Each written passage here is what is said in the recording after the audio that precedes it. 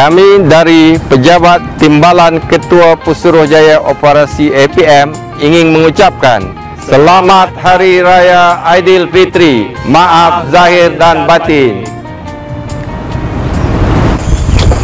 Kami dari Pejabat TKPP ingin mengucapkan Selamat Hari Raya Aidilfitri. Maaf zahir dan batin.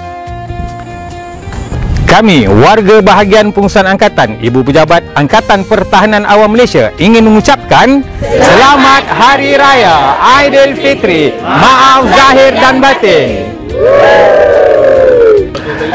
Kami daripada bahagian dasar ingin mengucapkan Selamat Hari Raya.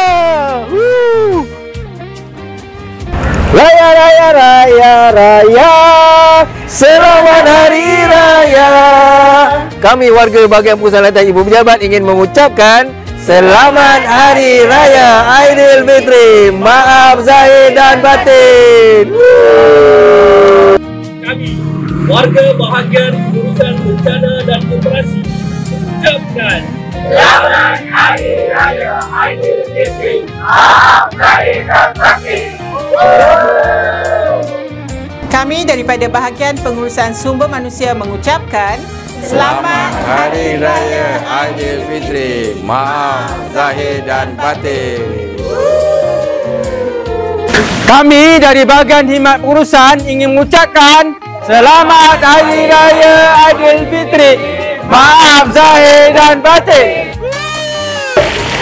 Kami warga bahagian Kewangan Perolehan dan Pembangunan mengucapkan Selamat Hari Raya Aidilfitri. Maaf zahir dan batin.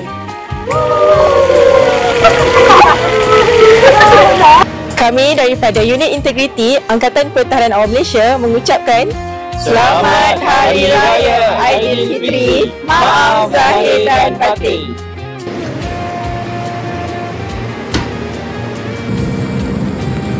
Dari Masjid Putra, kami Cawangan Perhubungan Awam dan Dokumentasi mengucapkan Selamat Hari Raya Aidilfitri. Maaf zahir dan batin.